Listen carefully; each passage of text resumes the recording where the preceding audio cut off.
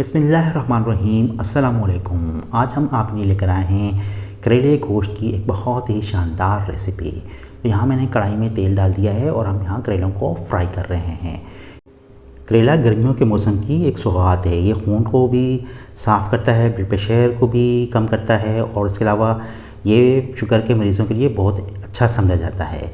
तो करेले को लेकर जो एक सबसे बड़ी बात यह है कि उसकी कड़वाहट से जो नहीं है, कुछ लोगों को बहुत मसला होता है और वो उसी कड़वाहट को दूर करने के लिए इस तरह तरह के तरीके इस्तेमाल करते हैं और फिर उसके बाद उसे पकाया जाता है। जिसमें सबसे जो कॉमन तरीका है वो ये है कि करेले की स्किन या फिर उसके ऊपर जो दाना होता है उसको छुरी से उतार दिया जाता है, फिर उससे नमक लगा के रख लिया जाता है और करेले में से बहुत सा पानी निकल जाता है तो उसको अच्छी तरह से निचोड़ दिया जाता है।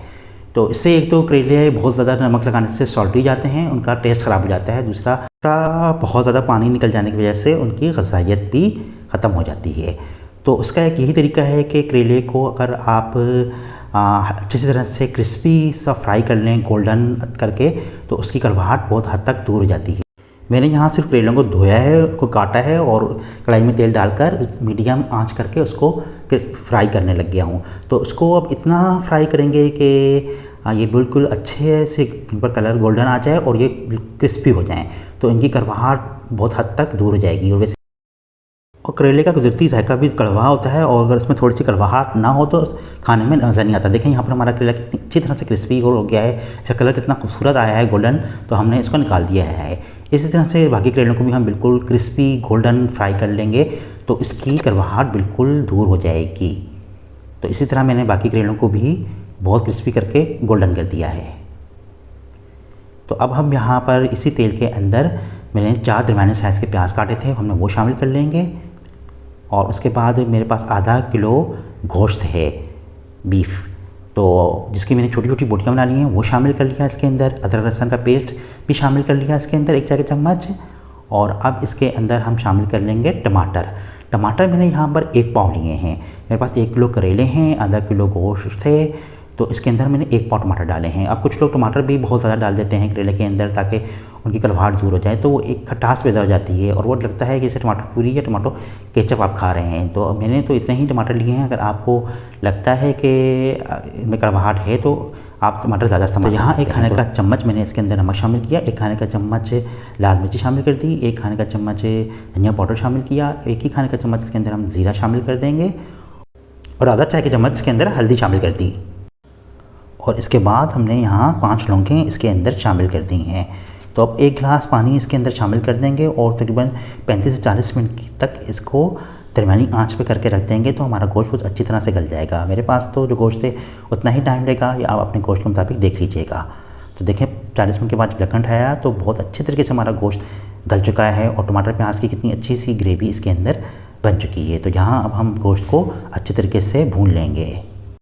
तकरीबन 8 से 10 मिनट तक हम दरमियानी आंच करके गोश्त को भून लेंगे। तो गोश्त को जब भी बनाया जाता है तो उसको भूनना बहुत ज़्यादा ज़रूरी होता है। तो गोश्त के अंदर जो हीट होती है वो ख़त्म हो जाती है और खाने का एक बहुत ही अच्छा सा फ्लेवर आता है। तो यूँ गोश्त को भूनने का अमल बहुत ज़्यादा ज़रूरी होता है।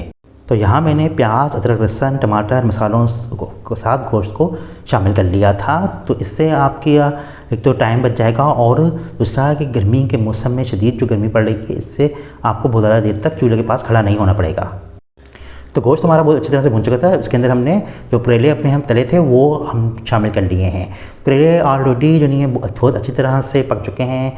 तो इनको हम गोश्त में शामिल करने के बाद 5 से 8 मिनट तक गोश्त के साथ भून लेंगे, तो इन गोश्त का बहुत अच्छा सा जो नहीं फ्लेवर करेलों के अंदर चला जाएगा। यहाँ मैंने करेलों में हरी मिर्च भी शामिल कर ली है और इसको दरमियानी आंच पर रखकर हम भूनते रहेंगे 5 से 8 मिनट तक के लिए। तो करेलों को आपने बहुत मुख्तलिफ़ तरीक़ों से बनाकर खाया होगा, तो इसको इस तरह से बनाकर खाएं जैसे कि मैंने आज आपको इसकी रेसिपी दी है, तो आपको बहुत ही शानदार किस्म का एक इसके अंदर टेस्ट मिलेगा। और आपने यहाँ घबराना नहीं है कि इसके अंदर कड़वाहट भी जो नहीं है काफ़ी हद तक दूर हो जाती है। तो इसे ज़रूर आप इस रेसिपी को ट्राई कीजिएगा। यहाँ तकरीबन मुझे 8 मिनट होने लगे हैं और करेलों पे देखा कितना अच्छा सा कलर आ गया है और गोश्त पे भी कितना अच्छा कलर आया है, तो एक बहुत ही अच्छी सी खुशबू आ रही है। तो अब यहाँ इसे हम 5 मिनट के लिए दम पर लगा कर रख देंगे। 5 मिनट बाद ढक्कन उठा कर देखा था, बहुत ही उम्दा और बेहतरीन किस्म का करेले गोश्त हमारा बनकर तैयार है और उस पर देखें कितना खूबसूरत सा कलर आ गया है। तो उसको हम एक सर्विंग प्लेट में निकालते हैं। उम्मीद है आज की ये रेसिपी आपको पसंद आ जाएगी। देखें कितना लज़ीज़ और शानदार किस्म का हमारा करेला गोश्त यहाँ पर तैयार हुआ है। तो इस रेसिपी को ज़रूर ट्राई कीजिएगा और मेरे चैनल को लाजमी सब्सक्राइब कीजिए। आपके देखने का शुक्रिया।